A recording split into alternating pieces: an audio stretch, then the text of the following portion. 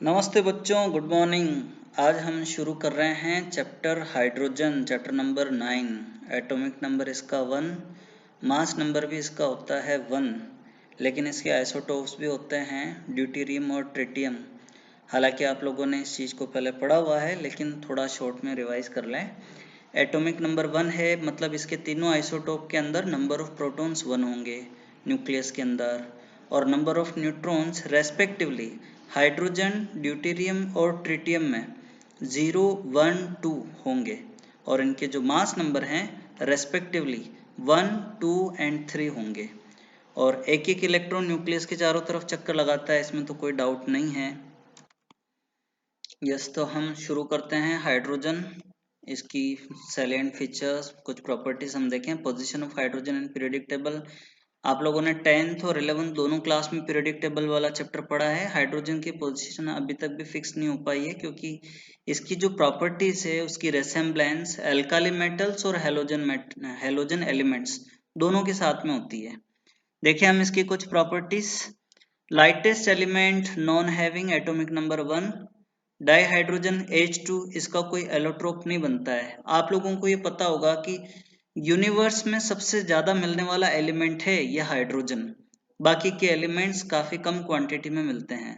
फिर it resembles both alkali metals and halogen and therefore its position is anomalous, यानी इसकी position periodic table के अंदर अभी तक भी फिक्स नहीं हुई।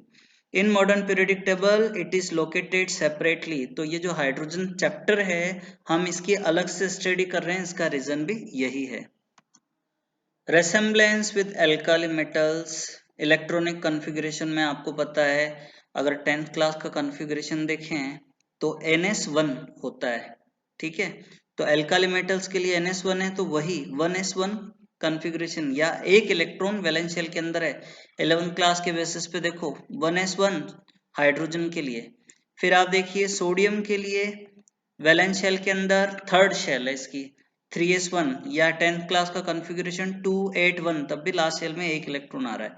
इसी तरह से पोटेशियम के लिए 10th क्लास का कॉन्फ़िगरेशन 2881, एटॉमिक नंबर इसका 19 होता है, ठीक है। तो यहाँ पे हम देखें 4s1 इसका कॉन्फ़िगरेशन है। मतलब ये हुआ कि ये इलेक्ट्रॉनिक कॉन्फ़िगरेशन में एल्काली मेटल्स के साथ में रेसेम्बलेंस शो करता है।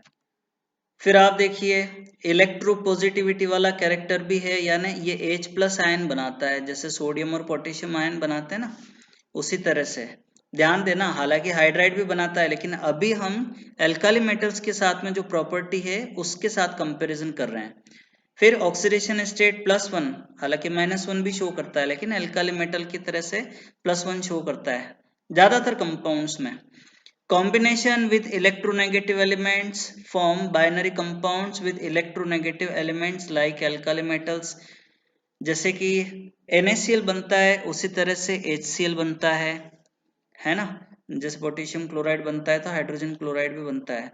सल्फाइड्स हम देखें तो सोडियम और पोटेशियम के सल्फाइड्स रेस्पेक्टिवली Na2S और K2S बनते हैं। इसी तरह से हाइड्रोजन भी H2S सल्फाइड बनाता है। फिर हम देखते हैं रेसेम्बलेंस विद हेलोजन्स। हेलोजन ग्रुप 17 के एलिमेंट्स हैं, और आपको पता है कि फ्लोरीन, क्लोरीन, ब्रोमीन, आयोडीन इसके अंदर आ जाते हैं। अब कॉन्फ़िगरेशन का हम बेसिस देखें, ध्यान देना। यूं तो हम बोल सकते हैं कि NS1 इसका कॉन्फ़िगरेशन है, लेकिन इसके तुरंत बाद में नोबेल गैस आती है हीलियम।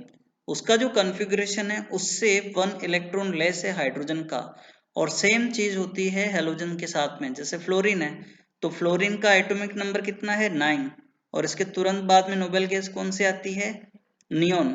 तो नियोन का जो कॉन्फ़िगरेशन है 1s2, 2s2, 2p6, तो फ्लोरीन का कॉन्फ़िगरेशन होता है 2p5, यानी एक इलेक्ट्रॉन कम है।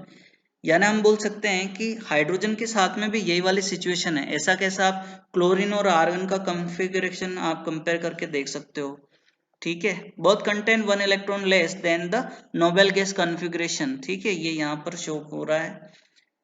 फिर non metallic character like halogen. Hydrogen is non metallic in nature, क्योंकि हम इसको एल्काली मेटल के साथ में इसीलिए नहीं रख सकते क्योंकि ये नॉन मेटल है और गैसियस फॉर्म में। जिस तरह से हेलोजन एलिमेंट्स हैं वो X2 टाइप का फॉर्मूला बनाते हैं। इसी तरह से हाइड्रोजन भी H2 बनाता है, डायटोमिक नेचर का है, ठीक है। फिर फॉर्मेशन ऑफ कंपाउंड्स, जैसे हैलाइड्स हैं तो CCl4 SiCl4 GeCl4 बनता है। इसी तरह से हाइड्राइड्स भी बनते हैं, CH4 SiH4 एंड GeH4। तो ये हेलोजन से सिमिलरिटी शो हो गई इसकी।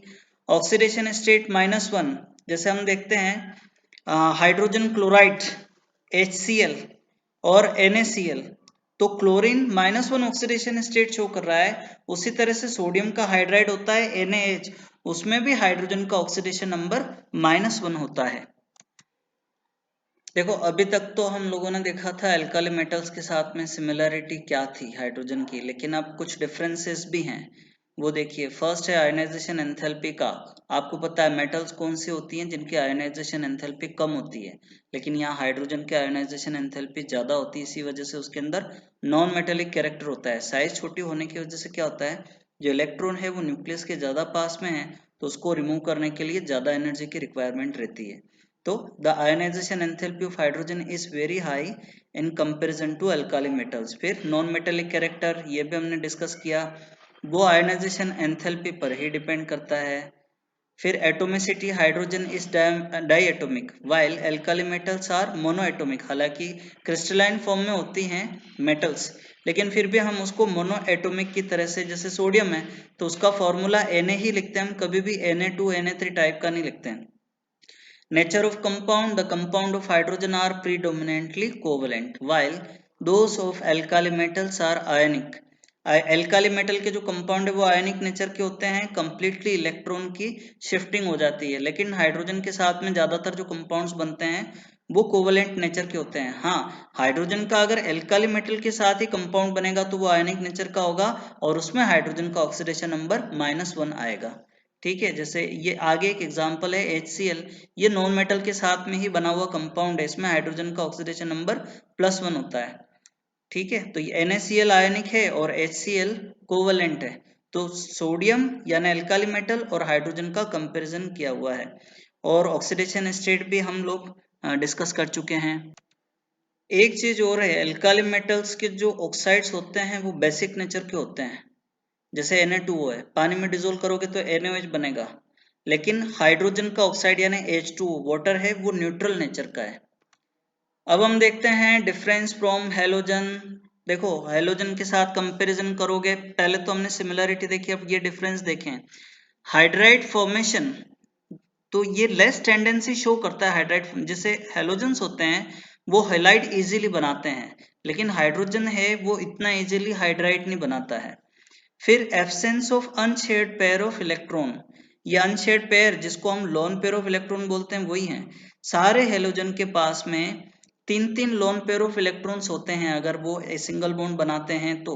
वो बात अलग है कि जो हेलोजन्स हैं उनमें क्लोरीन ब्रोमीन, आप फ्लोरीन को छोड़ दो, क्लोरीन ब्रोमीन और आयोडीन इनके पास में डी ऑर्बिटल्स अवेलेबल होते हैं, तो वो एक से ज्यादा बॉन्ड्स भी बना सकते हैं, लेकिन फिर भी उनके पास में लोन पेयर ऑफ इलेक्ट्रॉन रहेंगे जब तक कि वो सारे 7 इलेक्ट्रॉन्स का बॉन्डिंग में पार्टिसिपेशन ना करें तब तक। लेकिन हाइड्रोजन के पास में केवल एक ही इलेक्ट्रॉन है और लोन पेयर ऑफ इलेक्ट्रॉन नहीं है। नेचर ऑफ ऑक्साइड, हेलोजन के जो ऑक्साइड हैं वो एसिडिक नेचर के हैं, जैसे Cl2O7 वाटर में डिजोल्व करोगे तो पर क्लोरिक एसिड बनता है HClO4, लेकिन इसका जो ऑक्साइड है वो न्यूट्रल है, जो हमने अभी पहले देखा था।